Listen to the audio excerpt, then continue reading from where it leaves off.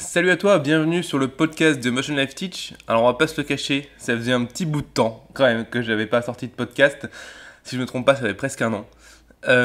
Aujourd'hui en fait ce que je vais faire c'est que ce podcast sera pas vraiment un podcast, ça va être une rediffusion en fait d'un interview que j'ai fait avec Fabien Mirand. Fabien Mirand qui est un pipeline TD à MacGuff et que j'ai interviewé sur ma chaîne YouTube. Vidéo qui a fait peu de vues et finalement c'est aussi un format qui est très pratique à écouter en podcast puisque le contenu visuel n'est pas important. Ce qui est important c'est plutôt ce que Fabien dit. Fabien va nous parler de comment il est arrivé à ce poste à MacGuff, comment il est devenu pipeline TD, quel film il a fait pendant ses études, comment il a trouvé et été engagé là-bas, quel parcours il a eu avant, dans quelle boîte il a travaillé avant. Bref, voilà, tu vas pouvoir comprendre tout son parcours et tout le process qu'il lui il a mis en place pour arriver à cet objectif. C'est vraiment un collègue que je connais très bien et qui bosse extrêmement bien. Donc crois-moi, tous les conseils qu'il peut donner sont vraiment d'une très bonne qualité. Donc je te teasais un petit peu le truc, je te dis juste après le jingle, l'interview avec Fabien Mirand. Jingle.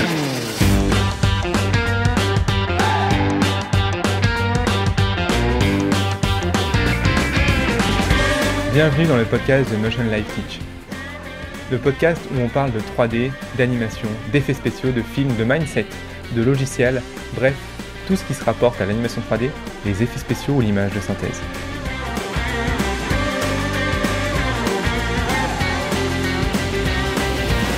Bonjour Fabien, merci beaucoup pour l'interview. Donc, est-ce que tu pourrais commencer par expliquer un petit peu aux gens qui nous regardent comment tu es arrivé à ton poste actuel et puis après, déjà, en quoi ça consiste ton poste actuel? Alors, moi, je suis arrivé à mon poste actuel directement après l'école, en fait. Donc, je suis sorti de Supinfocom en 2019. Et en fait, on a eu des sessions de recrutement à l'école et c'est comme ça que pas mal de mes copains et moi-même ont été recrutés. Donc, actuellement, je travaille chez MacGuff Belgium. Donc, c'est la filiale du groupe MacGuff qui détient Illumination. Enfin, c'est un énorme groupe, c'est un peu comme Carrefour par exemple, et il y a la filière Illumination qui fait les mignons, moi moche et méchant. Il y a la filière Mifflin qui eux font les VFX et qui se basent à Paris. Et ils ont ouvert également une filiale en Belgique, donc MacGuff Belgium, et c'est là où je travaille avec quelques copains de l'école. Et donc c'est une petite société qui comporte une cinquantaine d'employés. Ok, super. Et mon poste actuel, en fait, c'est Pipeline TD. Donc, en gros, je m'occupe de tout ce qui est le pipeline d'un film. Le pipeline, c'est quoi? C'est un peu, c'est en gros la structure qui va regrouper les travaux des différents artistes pour finalement faire un film. C'est-à-dire, c'est vraiment un outil qui va harmoniser tout le film, qui va permettre de faire travailler les gens ensemble pour ainsi sortir le film dans de bonnes conditions. Donc moi, je travaille essentiellement sur ça et ma journée consiste à coder, à faire du code, à faire du Python, ce genre de trucs et c'est plutôt chouette. Voilà. Ok, top. Top. Est-ce que tu pourrais expliquer un petit peu en détail ton parcours, quelle école t'as fait, par où t'as commencé, combien d'années d'études t'as fait? Alors, moi, j'ai fait un bac S. Donc j'ai fait un bac S, j'étais très moyen. Ensuite, j'ai postulé à Supinfocom. C'est une école que je me suis rendu compte que je voulais faire très tard. À la base, je voulais faire du jeu vidéo. Donc, c'est comme ça que j'ai appris l'existence de Supinfo Game. Et ensuite, du coup, l'existence de Supinfocom. Et en fait, à la base, j'étais beaucoup plus attiré par le jeu vidéo. Mais en me rendant compte, en fait, des postes, du métier, etc., je me suis dit, mais en fait, l'animation, ça regroupe quand même pas mal de choses. Donc, je me suis dit, je vais plutôt me tourner vers l'animation. Et surtout qu'en faisant de l'animation, j'avais plutôt vu qu'on pouvait aussi peut-être tomber un peu dans le jeu vidéo. Bon, ça dépend, c'est un peu plus nuancé, mais voilà. C'est comme ça que je suis arrivé à Supinfocom après le bac. D'accord.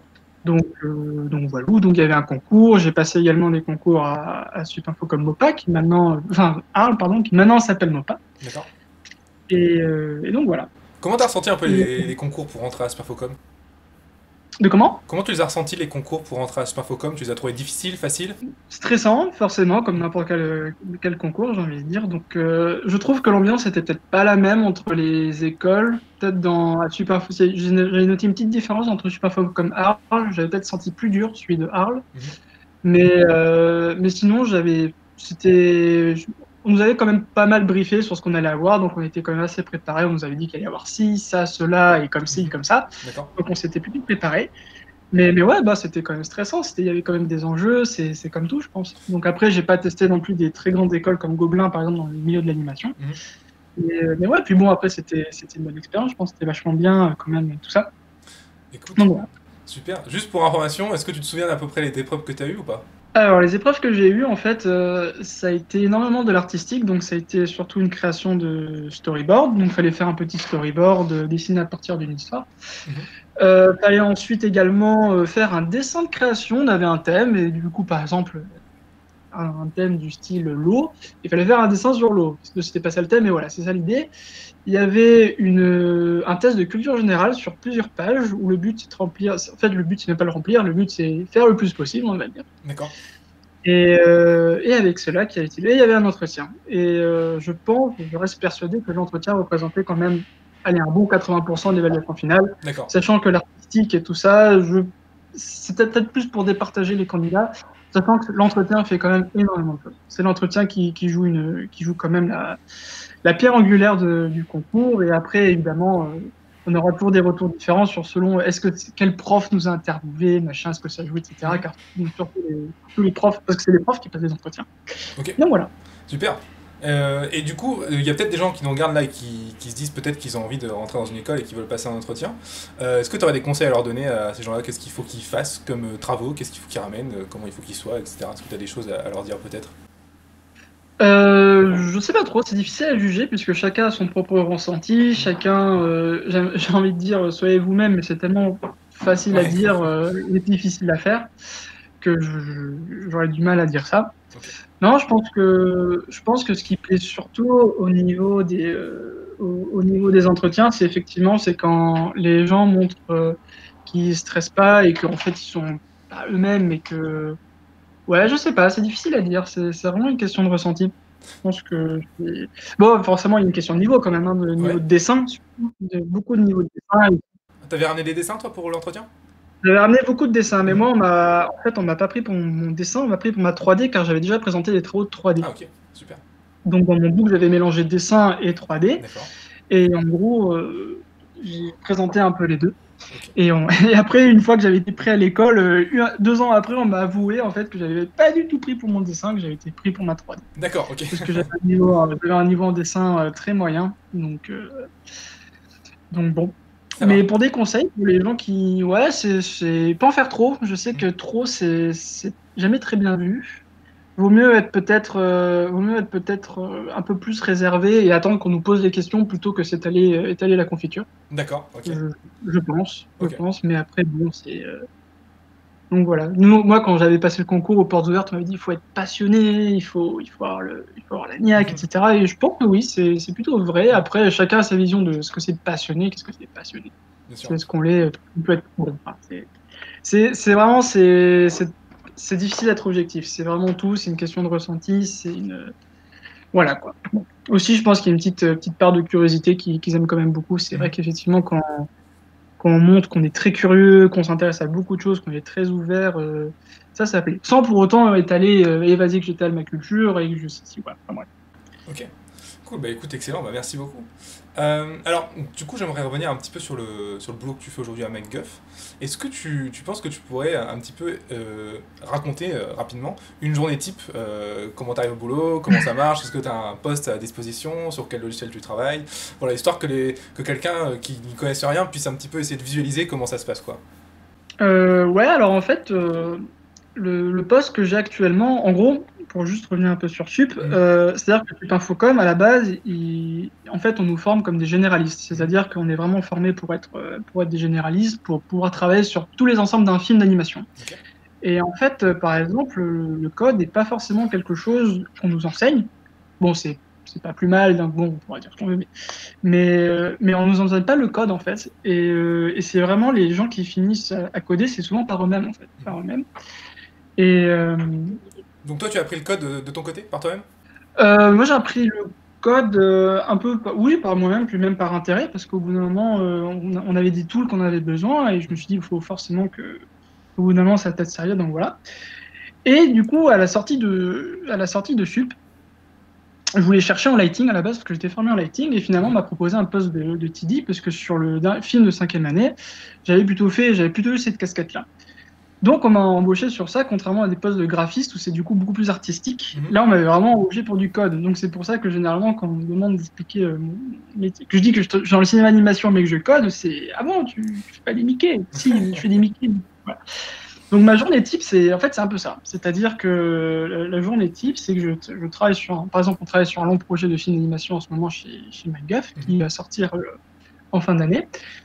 Et donc mon travail type, en fait, c'est comment expliquer, je développe des outils, j'améliore des outils et je tente de mettre en place des outils via du développement en Python qui peuvent aider le studio à que tout le monde travaille main dans la main. En fait, par exemple, imaginons le film, c'est une voiture. Bah, mon équipe et moi, on va être sur programmer les robots qui assemblent la voiture. C'est un peu ça, en fait. C'est-à-dire que nous, on ne touche pas à la voiture. On touche vraiment à la chaîne d'assemblage de la voiture. C'est un peu ça. On peut se projeter comme ça. Et eux, les graphistes, vont la dessiner, vont faire les roues, la voiture, la carrosserie, etc. Et nous, on va travailler, on va développer des outils qui permettent de faire des roues. Voilà. Imager, ça donne à peu près ça. Donc nos réunions, on parle de ça, on parle d'outils, de comment mettre en place, de ce qu'attendent les graphistes, les chefs animateurs, les leads, etc. Quelles sont les attentes? Oh, on a un plan où on aimerait que, par exemple, la foule puisse tous courir de cette manière. Bon, ok, comment on va faire? Ok, donc là, on a une scène lourde, on a une jungle. Comment faudrait l'optimiser? Bon, on va peut-être faire comme ce genre de plan, ce genre de... Voilà. C'est mes journées. Ok, super. Écoute, merci. Et du coup, est-ce que tu peux nous donner tes horaires juste par curiosité? Alors, mes horaires, ils sont tous des relatifs. Je pense que par rapport à...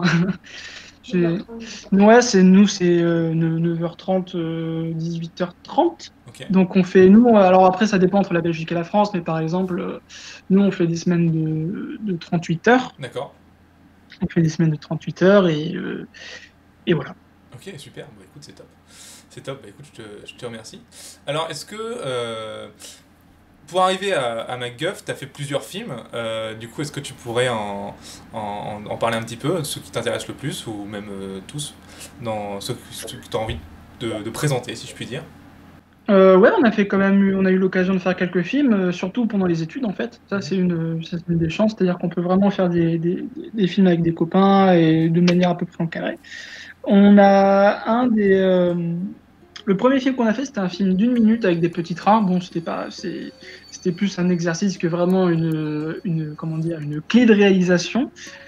Et c'est un film que j'ai fait tout seul pendant 1 an. Donc en fait, l'exercice c'était que chacun devait faire un film d'1 minute qui pouvait regrouper tous les aspects d'un film d'animation, donc la lumière, les textures, l'animation et tout ça. Ensuite, voilà, ça c'était un des premiers films qu'on a fait.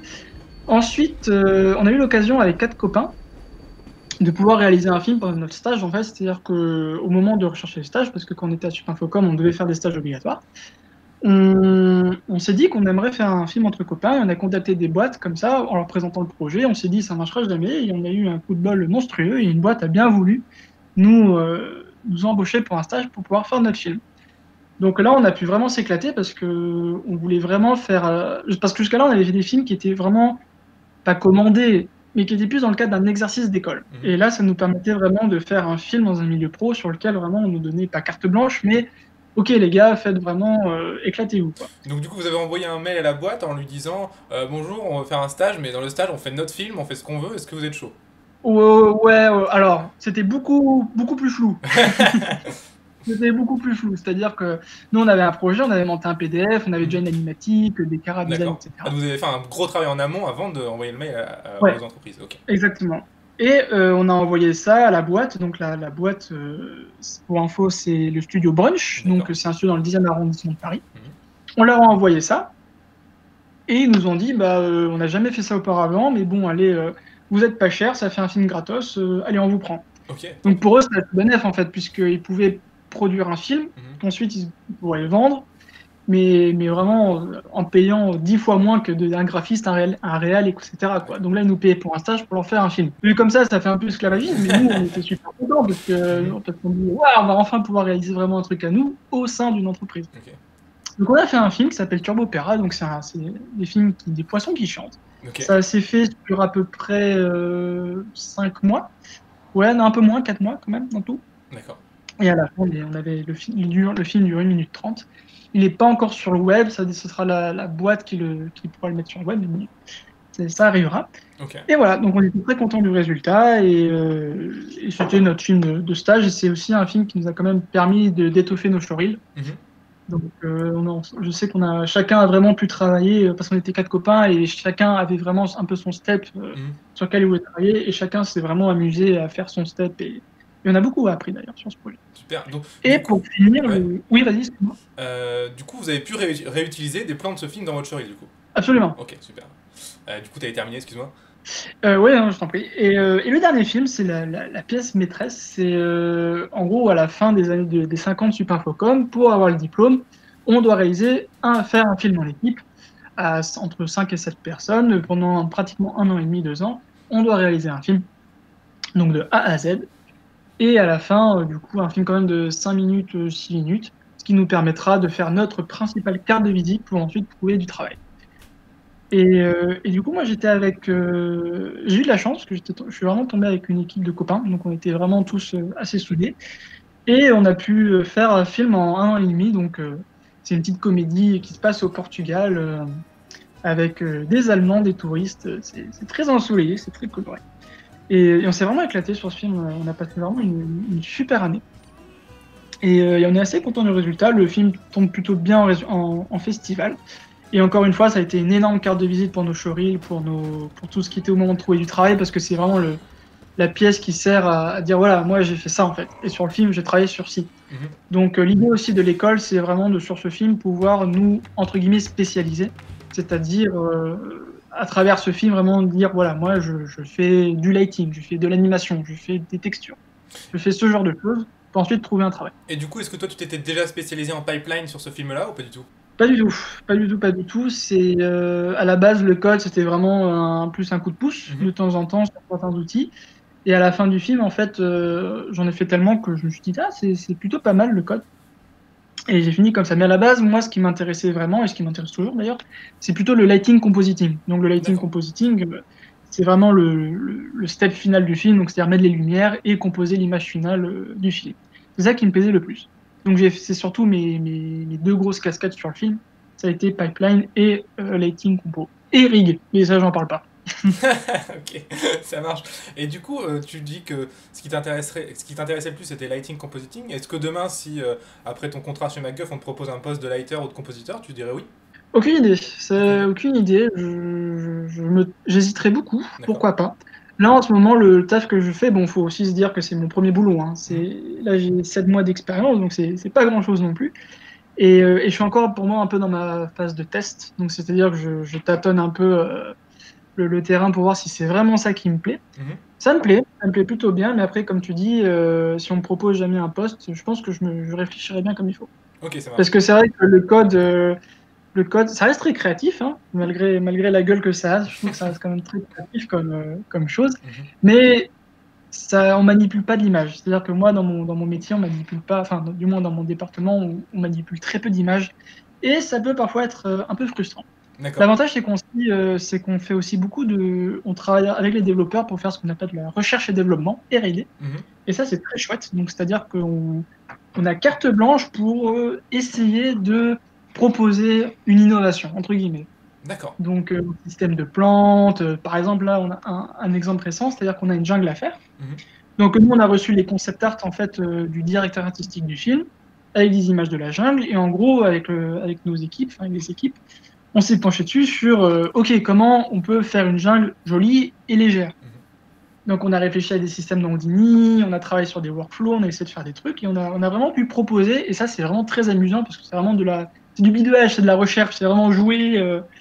Et ça, c'est très chouette. C'est un des aspects très cool que peut-être j'aurais plus en lighting compo. Même si en lighting compo, il y a quand même beaucoup de look dev et que les graphistes sont très libres de proposer des choses aussi. Est-ce que je peux te couper 30 secondes juste? Est-ce que tu peux définir le terme look dev du coup, parce que je suis pas sûr que tout le monde connaisse? Oui, bien sûr, tu as raison. Look dev, en fait, ça veut dire look développement. En fait, c'est-à-dire que dans un film, il y a toujours une direction artistique et un réalisateur. Donc, c'est les gens qui, eux, sont pas forcément dans la technique pure et dans le graphisme pur, du moins en termes de manipulation du film. Et eux, en fait, ils vont plutôt vraiment proposer une vision du film, une approche du film, qui souvent, du coup, est vachement intéressante parce que c'est des directions artistiques, il y a des recherches, etc.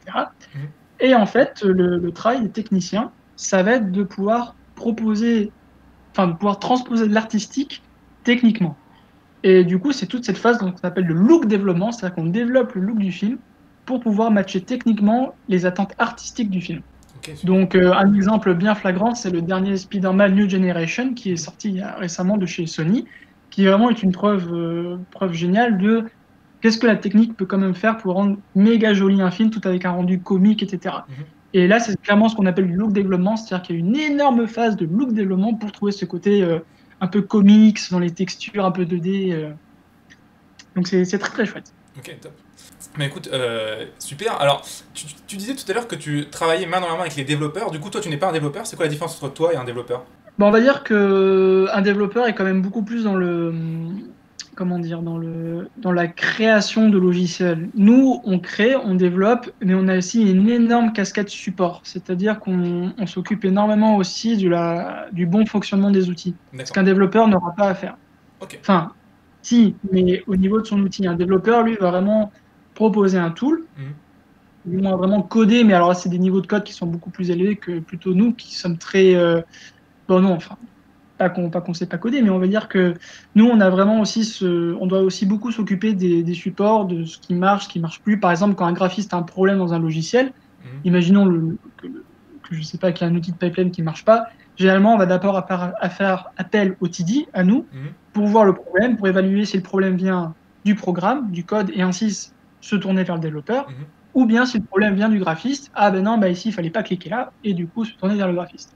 Ok. Donc nous, on est vraiment cette passerelle entre les graphistes et les développeurs. Donc on travaille. Ça, c'est ce qui est un aussi des atouts de ce métier, c'est qu'on travaille vraiment avec les développeurs et les graphistes. Et ça, c'est très cool. C'est toi. Alors, j'ai une dernière question pour toi, et c'est c'est la question que tout le monde se pose et que finalement, toi et moi, on sait que c'est un petit peu ridicule. Sur quel logiciel tu travailles?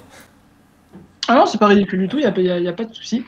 Alors ça dépend vraiment des boîtes. Ça dépend vraiment. Ah voilà, peut-être un conseil. Peut-être un conseil que tout à l'heure tu me demandais un conseil. N'ayez pas peur des nouveaux logiciels. C'est-à-dire que c'est vrai que quand on est à l'école, on nous forme sur des logiciels qui sont très bons, hein. Mais généralement, je sais qu'on a toujours cette crainte de ah, ils utilisent tel logiciel, je sais pas l'utiliser. Pas de souci. C'est au contraire, c'est un nouveau logiciel, c'est toujours une porte ouverte à de nouvelles compétences, à de nouvelles techniques. Je pense que ça, c'est un gros atout, c'est que quand un graphiste dit je connais pas ça, mais il n'y a pas de souci, j'en ai déjà entendu parler, je vais me plier, ça, c'est vraiment un avantage. Ça, c'est vraiment une force que d'être polyvalent sur n'importe quel logiciel et pouvoir s'adapter très vite. Ok, top. Donc, au contraire, quand un nouveau logiciel est proposé, il faut plus voir ça comme une opportunité plus qu'une contrainte. Ok, excellent. Et donc, du coup, moi, je travaille sur Python, en termes de langage de code.